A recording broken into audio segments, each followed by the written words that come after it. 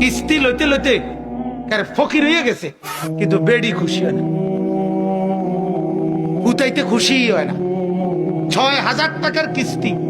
সেদিনও আমার এক লোকে বলছে, হুজুর আজ ৬ লাখ টাকা হয়েছে আমার কিস্তি। এখন বউ জি থুইয়া বাইতে বাইকে গেছে। তার ভাই আমার কাছে দোয়া চাইছে এই কয়দিন আগে, অভাব চায়। এটা বড়, ওই যে আল্লাহরে নাফরমানি করছো, আল্লাহ বলে শাস্তি উঠাই দিছে। এক বেলা বেড়ির গা 3 পিস আছে, ও বেড়ির শাড়ি কাপড় আছে, শুধু উত্তরের ঘরের ভাবি আরেক কালারের একটা 3 পিস কিনছে। বেড়ারে আইয়া কইছে, বিশ্বাস করো তুমি যদি নিজের চোখে দেখতা, উত্তরের ঘরের ভাবি একটা 3 পিস কিনছে রে, আল্লাহ আল্লাহ আল্লাহ আল্লাহ, এটা এত সুন্দর, আমি এটা কিতা কিনলাম ভিসা দিয়ে। বেড়ি জামাই রে কয়, তুমি যদি নিজের চোখে দেখতা, তুই বেড়ি নিজে আরেক বেড়ি রে দেখাইতে বললা দাওয়াত দিতেছ, বেকুব তোর বাতরান দেখে। যদি হেবিডি রে বাইকে যায় তো জামাই, যে যখন হেবিডি রে বেশি সুন্দর লাগছে তো তুমি বাদ দাও। কথা বোঝেন না? তাহলে এটা তো কোনো ইমানদারের কথা হইতে পারে না। তো এরকম আপনার দেখা গেছে ওই অভাব, ওই এবারে হয়তো কইলো না আমি পারতাম না, হ্যাঁ আমার পক্ষে সম্ভব না, আমি একবার কিনে দিছি একটা তোমারে, আবার হেবুডিটার মতো আর একটা কিনতে পারতাম না। সংসারে যা করলাম এই অজাতের ঘরে, হ্যাঁ আজ 30 বছর জীবনে কোনোদিন একটা মন মতো জিনিস লইতে পারলাম না, যা সংসারে করে গেল শেষ। 30 বছর চালি মারি, 30 বছর কি বুঝলা গেছে, সব শেষ। বলেন নাউজুবিল্লাহ। তাইলে সুখ মিলে না, আল্লাহকে নারাজ করে কি মিলে না? যে বিবিরে টেলিভিশন দেখাইছেন সুখ মিলবে না, যে ছেলেকে নামাজ না পড়াইয়া ঘরের মধ্যে শুয়ে আছে, একটা ওয়াক্ত নামাজ পড়ে না, ফজরের নামাজ পড়ে না, আপনার চোখের সামনে আপনার নাফরমান ছেলে ঘুমায়া থাকে, আপনার নাফরমান মেয়ে ঘুমায় থাকে, তাহলে তো আল্লাহর মহব্বত নিচে নেমে গেছে, রাসূলুল্লাহর মহব্বত নিচে নেমে গেছে না বলেন না? সন্তানের মহব্বত উপরে উঠে গেছে, স্ত্রীর মহব্বত উপরে উঠে গেছে, মা বাবার মহব্বত উপরে উঠে গেছে, বাচ্চা কাচ্চাদের মহব্বত উপরে উঠে গেছে। টেলিভিশন চলতেছে তো আপনার বিবি বাচ্চা খুশি, আল্লাহ তো নারাজ। আপনার ঘরে সুদ ঘুষের টাকা তো আল্লাহ তো নারাজ, ওরা না খুশি। আপনার ছেলে মেয়ে বেপর্দা তো আল্লাহ তো নারাজ, ওরা না খুশি। মেয়েটা বেপর্দা, ছেলেটা মোবাইলে অশ্লীল ছবি দেখে, এক ওয়াক্ত নামাজ পড়ে না, ওরা তো খুশি, কিন্তু আল্লাহ আর রাসূল তো নারাজ। আল্লাহ বলে অপেক্ষা করো, শাস্তি মিলবে তোমার। আল্লাহু লা ইয়াহদিল কওমাল ফাসিকিন। শেষ কথা হইল আল্লাহ তাআলা বলেন, ও বান্দা মনে রাখো, পাপীকে, নাফরমানকে, অবাধ্যকে, ফাসিককে, কবিরা গুনাহকারীকে আমি আল্লাহ হেদায়েতের পথ দেখাই না, আলোর পথ দেখাই না, জান্নাতের রাস্তা দেখাই না। গুনাহমুক্ত জিন্দেগিতে জান্নাতের ঘ্রাণ, আরে গুনাহওয়ালা জীবনে আপনি জান্নাতের ঘ্রাণ পাবেন। গুনাহ আপনাকে গুনার দিকে টেনে নিবে। একটা সিগারেট আপনাকে পরবর্তী সিগারেট ধরাইতে উৎসাহিত করবে, একটা ছবি আরেকটা ছবি দেখতে উৎসাহিত। কথা বুঝছেন কিনা? এজন্য আল্লাহ বলেন, পাপী নাফরমানকে আমি পথ দেখাই না, পথ দেখাই। এজন্য ভাইয়া অনুরোধ করছি, তাইলে আপনার আল্লাহ সংসার করতে নিষেধ করছে, ঠিক না? কথা বলেন না কেন? আয় রোজগার করা নিষেধ, বউ বাচ্চা পালা নিষেধ, শুধু নিষেধ আল্লাহকে নামায় দেওয়া, রাসূলকে নিচে নামায় ফেলা। এটা কি? এটা খেয়াল করেন। আপনি দেখেন, আমি আপনাদের কাছে অনুরোধ করলাম, ভালোবাসার এই স্লোগানটা আপনারা নেন। আপনি আপনার ছেলেটা দেখেন নামাজ পড়ে না, কেন পড়ে না?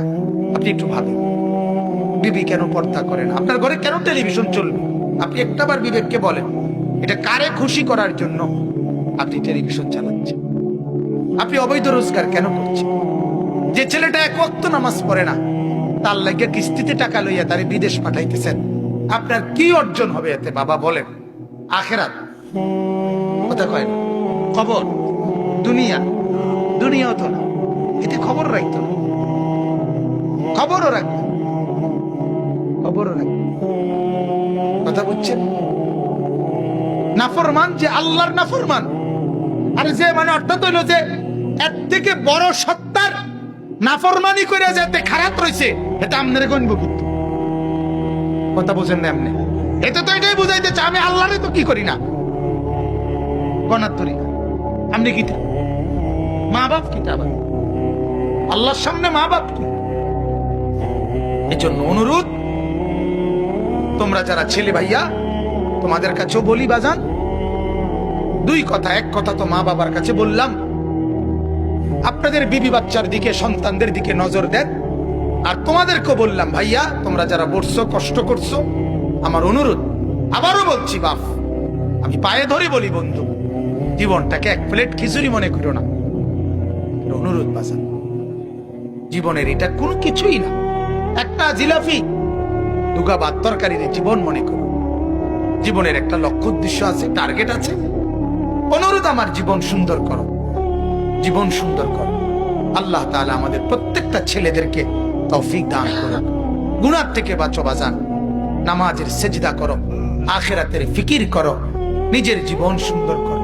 মনে রাখো বাপ, এটা একটা জরুরি কথা, যদি বাবায় খবর না রাখে, যদি মায় ইবাদতের খবর না রাখে, তবুও তোমারে কিন্তু হিসাব দিতে। কথা বুঝেন নাই আপনি? হাসরের ময়দানে এই কথা বললে হবে না যে আমার আব্বাই আমারে নামাজ পড়াইছে না দেখা আমি পড়ি নাই, এই কথা বললে চলবে তো? তাইলে বাপ, বিষয়টা কিন্তু সাংঘাতিক, বিষয়টা সাংঘাতিক। আল্লাহ তাআলা ইব্রাহিম নবীকে সন্তান, তাকে জান্নাত দিবে, কিন্তু বাপ আজরকে জাহান্নাম। কথা বলেন না কেন? আল্লাহ তাআলা নূহ নবী বাপ, ওনাকে জান্নাত দিবে, ছেলে কেনান তাকে জাহান্নাম দিবে। আল্লাহ তাআলা লূত আলাইহিস সালাম নবী স্বামী, ওনাকে জান্নাত দিবে, ওনার স্ত্রী তাকে জাহান্নাম দিবে। লূত আলাইহিস সালামের স্ত্রী জাহান্নাম, নবীর স্ত্রী। কোরআন। আল্লাহ তাআলা আসিয়া মহিলা স্ত্রী, তাকে জান্নাত দিবে, তার স্বামী ফেরাউন তাকে জাহান্নাম দিবে। স্বামীরে বুঝাই দিল তুমি কিন্তু জান্নাতি হতেই হবে, স্ত্রীকে বুঝাই দিল তুমি কিন্তু জান্নাতি হতেই হবে, বাপকে বুঝাই দিল তুমি কিন্তু জান্নাতি হতেই হবে, ছেলেকেও বুঝাই দিল তুমি কিন্তু জান্নাতি হতেই হবে। অতএব প্রত্যেকে নিজ নিজ জায়গায় আখিরাতের ফিকির। প্রথম ফিকির আমার নিজের, দ্বিতীয় ফিকির আমার পরিবারের, তৃতীয় ফিকির আমার মহল্লা।